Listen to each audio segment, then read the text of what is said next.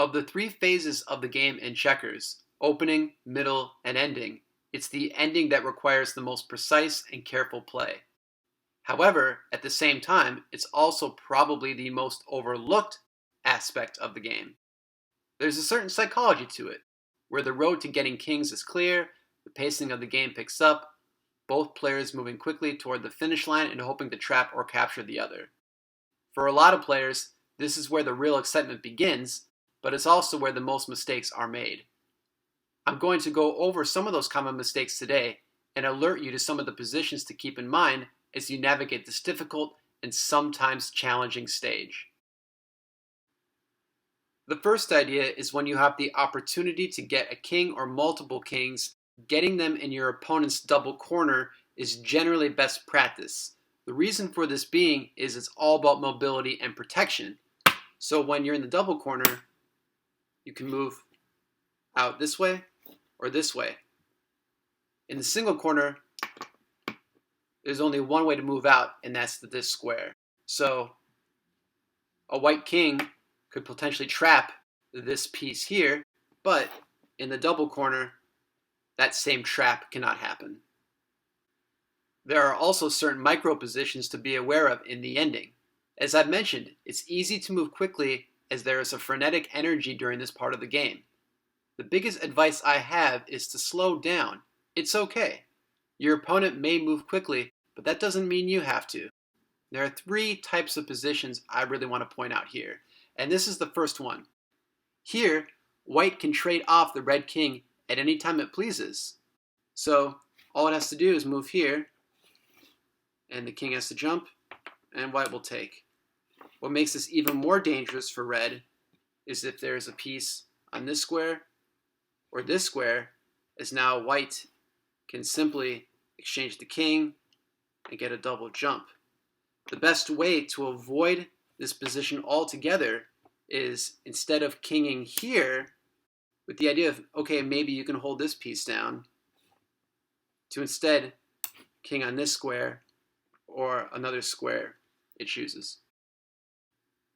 Another position to be aware of is this triangle right here for white.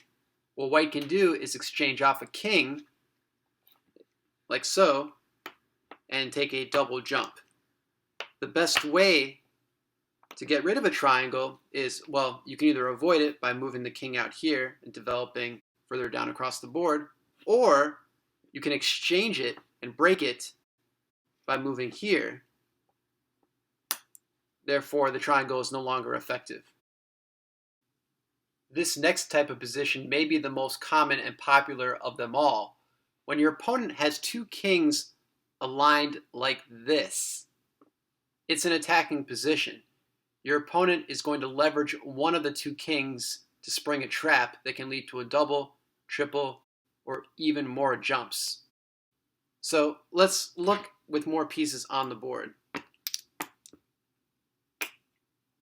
So here, red is going to leverage this king, forcing the white piece to jump, and then take the double jump. Looking again at this position,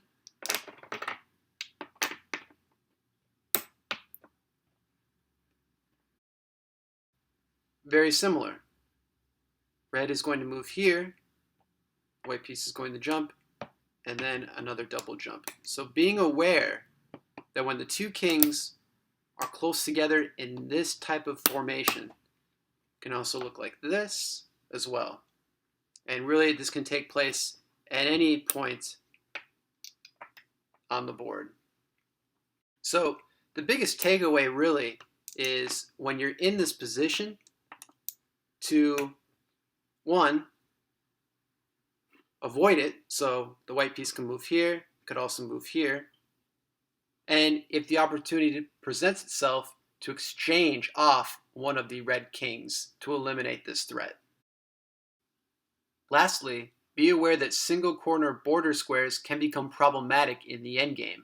Not only can one king hold two pieces, but adding a second king here or here, or really anywhere, can further the threat.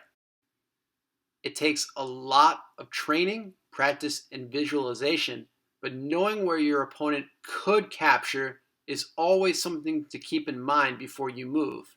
Think about it as a firing line or a jumping line that you want to avoid.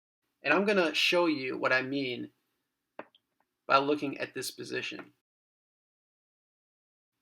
Now, right now, it looks like this white king is safe. There's no immediate double jump. There's no immediate capture. However, it is in a firing line. And here's what I mean.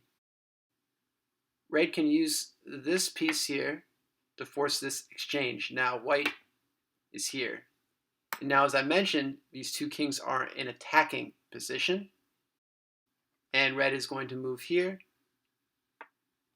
for the triple jump. So even though this initial king looks safe, it was not, as it was in the firing line. So you can avoid that. Again, it's going to take a lot of time and practice, but knowing that this could potentially happen could be a reason for a lot of endgame problems. The ending can be a lot of fun, but it can also be equally as challenging. Believe me, nothing is more disheartening than playing a hard-fought game and only to lose it on a last-second mistake. It has happened to us all, and realistically will continue to happen again in the future. And that's okay. The two biggest takeaways I hope you have with this video are: 1, to slow down. It's easy to move fast during this part of the game. Think of the famous expression, move in haste, repent at leisure. The second is to be aware of jumping lines and to avoid them or disrupt your opponent's position so they are no longer there.